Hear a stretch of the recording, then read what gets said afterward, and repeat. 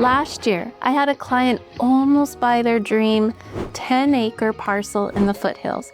It looked perfect. Views, privacy, room for a shop and garden, everything they came to Idaho for. But because of a hidden county flag, something that doesn't show up on Zillow, doesn't show up on the MLS, and most agents don't even know to check for, building a simple shop on that property would have cost them $30,000 in impact studies and 8-month delay before they could even pull a permit. I caught it before they closed. And I hear from people every single week who own land in this valley that they can't build on, not because of the land, because of the system. Today, I'm going to show you the exact system I use to make sure my clients never step on these landmines. And I might lose a potential commission by telling you all of this because it might scare you off, but I would rather lose a sale today than watch you lose your life savings next year. So let's get into it. I've lived in the Treasure Valley my entire life. I've walked clients through more zoning hearings and CUP applications than I can count. This isn't the shiny relocation video promising you the flawless Idaho dream without the consequences. This is the unfiltered reality, the brutal, ground-level truth that might just save you from a multi-year regulatory nightmare. Here's what most people picture when they think about buying land in Idaho. Wide open space, maybe some acreage in the foothills, a shop, a garden. Maybe you want to run cattle or raise chickens or build a guest house for your parents. Maybe you want to shoot on your own property without anyone bothering you. And honestly, all of that is possible here. Idaho protects private property rights more than most states. We have a Second Amendment sanctuary state law that actively blocks federal overreach on your land. We have a Right to Farm Act that shields you from nuisance lawsuits over tractor noise or livestock.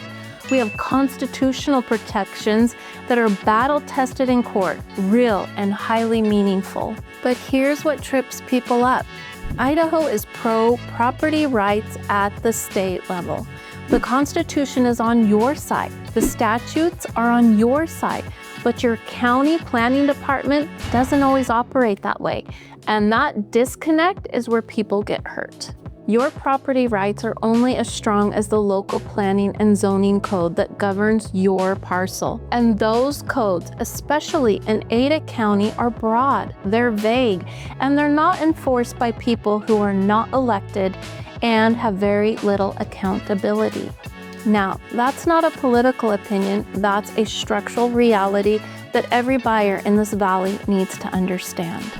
Let me walk you through what I call the zoning layer cake, because your property doesn't just have one set of rules, it has layers. I had a buyer looking in Ada County who thought rural preservation meant they could do whatever they wanted. The name sounds great, right? Rural preservation? Keep it the way it is. They assumed that meant freedom. It doesn't. Rural preservation, or RP, has a list of permitted uses and a list of conditional uses. Permitted means you can just do it. Conditional means you need to apply for something called a conditional use permit, a CUP, before the county will allow it.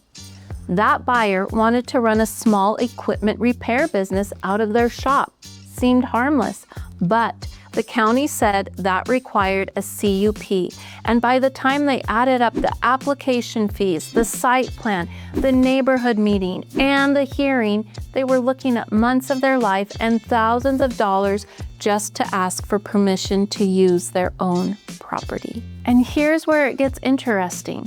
The definition of what requires a CUP is broad enough that reasonable people disagree about it all the time. The second layer, overlays. An overlay is an additional set of restrictions that sits on top of your base zoning.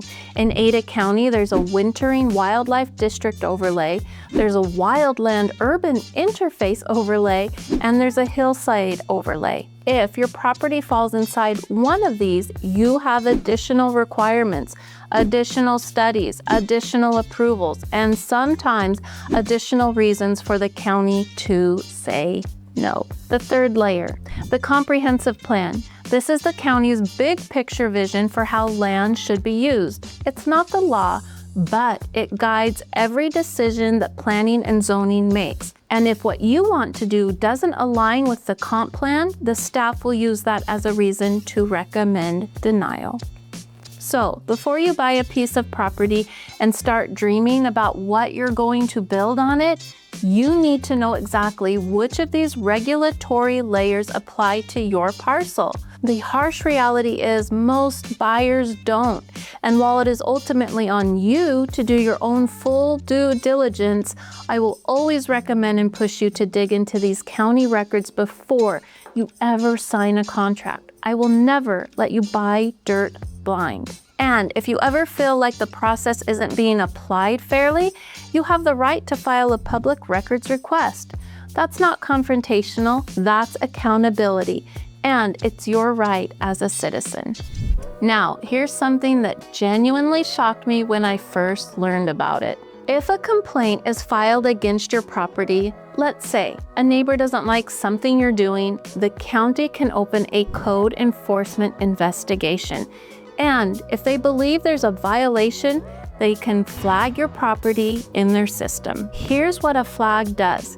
It freezes your ability to get a building permit. That means if you want to build a home, add a shop, put in a septic system, anything that requires a permit, you can't. Not until the flag is resolved. And here's the part that should concern every landowner. There is no public database of flagged properties.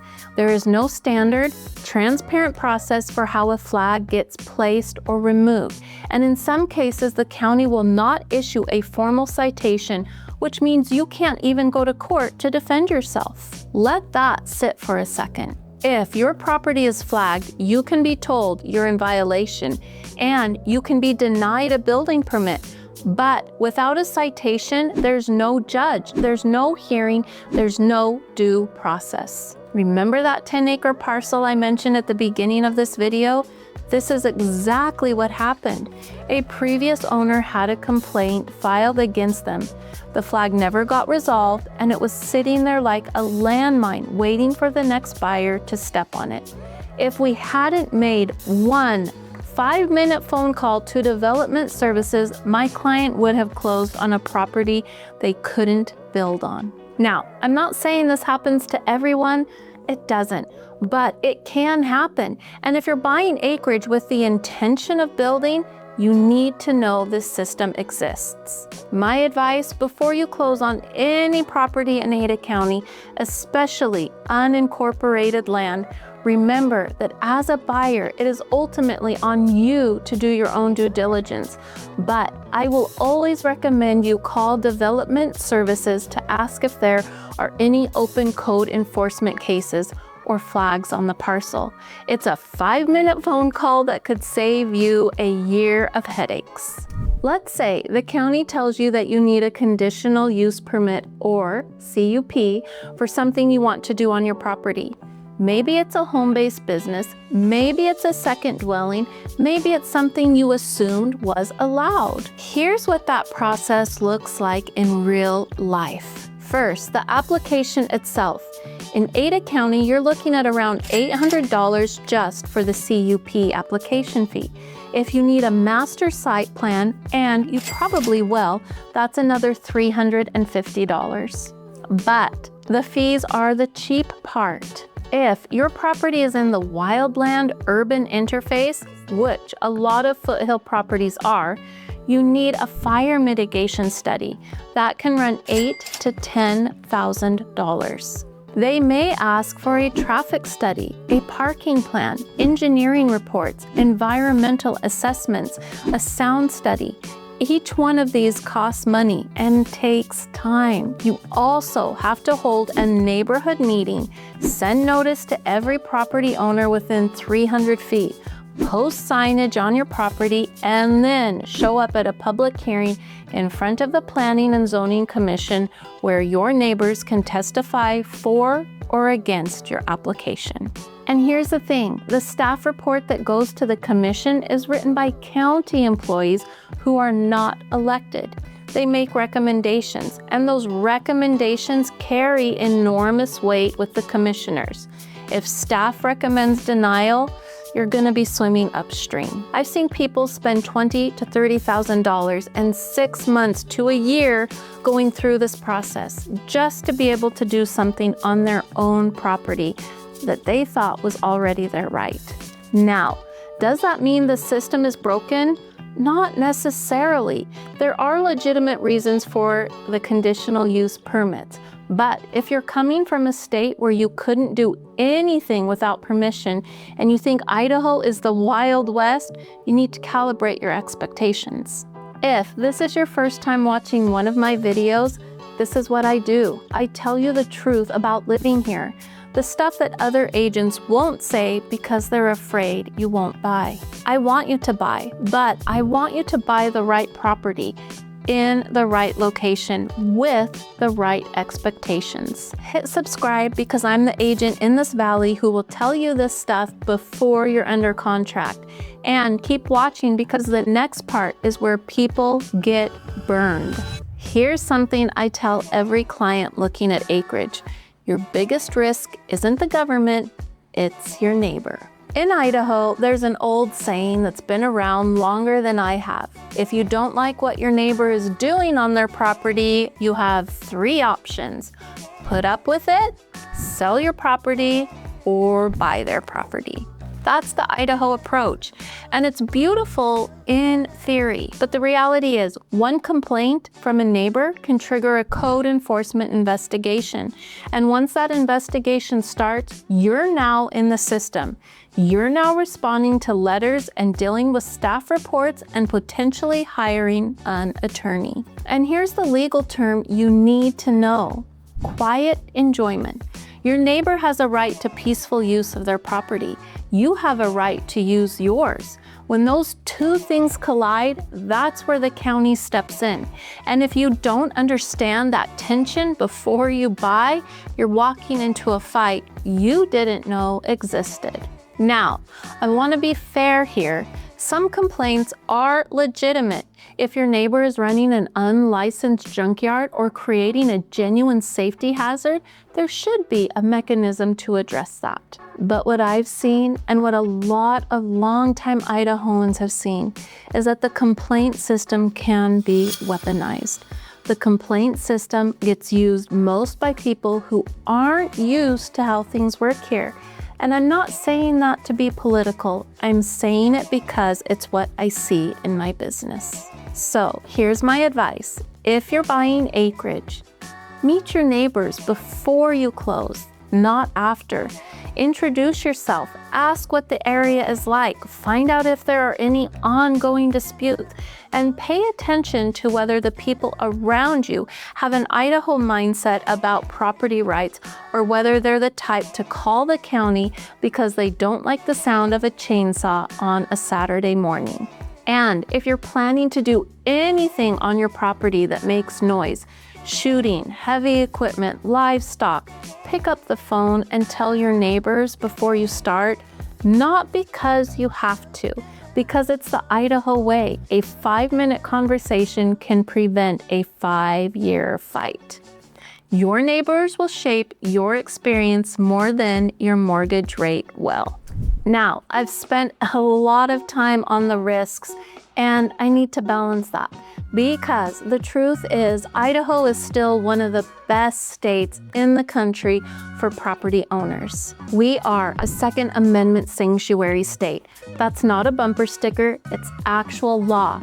State law preempts local noise ordinances when it comes to firearms on private property.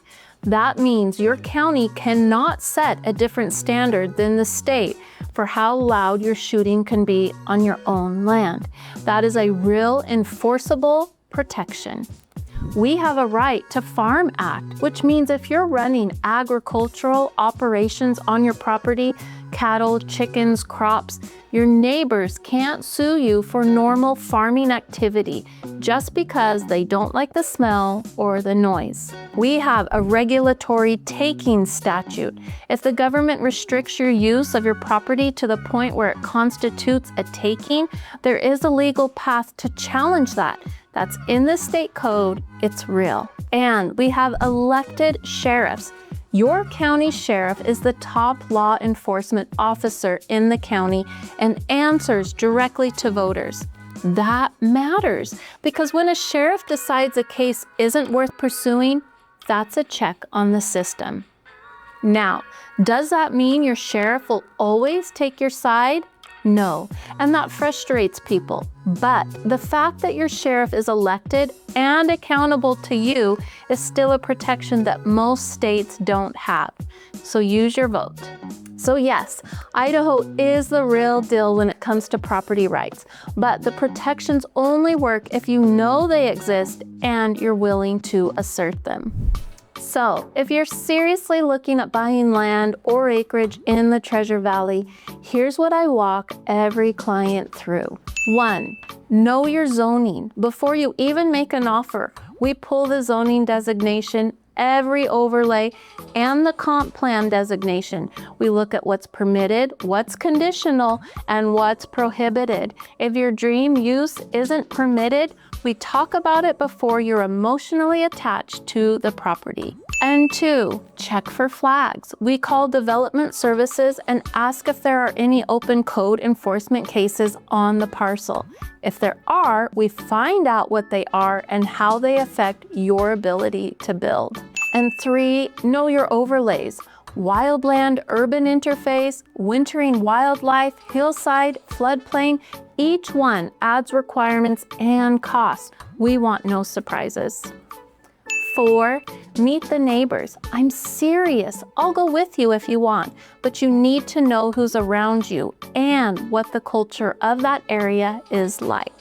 5, budget for the unexpected. If you're buying raw land or rural property, plan for the possibility that a CUP or a study or a permit is going to cost you more than you expected. I'd rather you budget $10,000 to $15,000 for permitting and not need it than get blindsided 6 months after closing. Number 6, understand the culture. Idaho's property rights culture is not like California's. It's not like Oregon's. People here believe deeply that what you do on your land is your business, and they expect the same courtesy in return. That cuts both ways and respect it. Everything I just walked you through, the zoning layer cake, the flag system, the CUP costs, the neighbor check, all 6 steps, I put all into one document. It's called the Ultimate Idaho Land Buyer's Master File. It's the exact internal checklist me and my team use to vet properties before we let our clients write an offer. It has the phone numbers, the specific questions to ask the county, the cost ranges, and the red flags to look for. I'm giving it to you for free. The link is in the description. Now, here's the honest truth. You can take that checklist, spend 40 hours calling the county, fighting through zoning layer cake, and doing all the due diligence yourself. And if you do, you'll be better prepared than 90% of buyers in this valley. That's a win. Or if you want me and my team to just handle it for you and make sure you don't buy a $30,000 mistake, book a call with me. Link is right below the checklist in the description. We do this every single day. Either way, you win, and that's the point of this video. I'm going to leave you with something an old Idaho rancher once said, and it's stuck with me ever since. If you don't like what your neighbor's doing on their property, you can put up with it, sell your place, or buy theirs. And that's Idaho. That's the deal. And it's a good deal if you understand it going in. My job isn't just to find you a house or property. It's to make sure you understand what owning property in this state actually means, the protections, the risks, and the culture. Because when you get that right, this is the best place in the country to own land. And I mean that. And if you're looking in Canyon County, Gem County, or Boise County, every single one of them has a different set of rules, different overlays, different staff, different culture, and that's a whole other video, and it's coming. Drop your biggest property rights question in the comments. If I haven't answered it yet, it's going in the next video. I'm Rachel, helping you live your best life in Idaho, and I'll see you in the next one.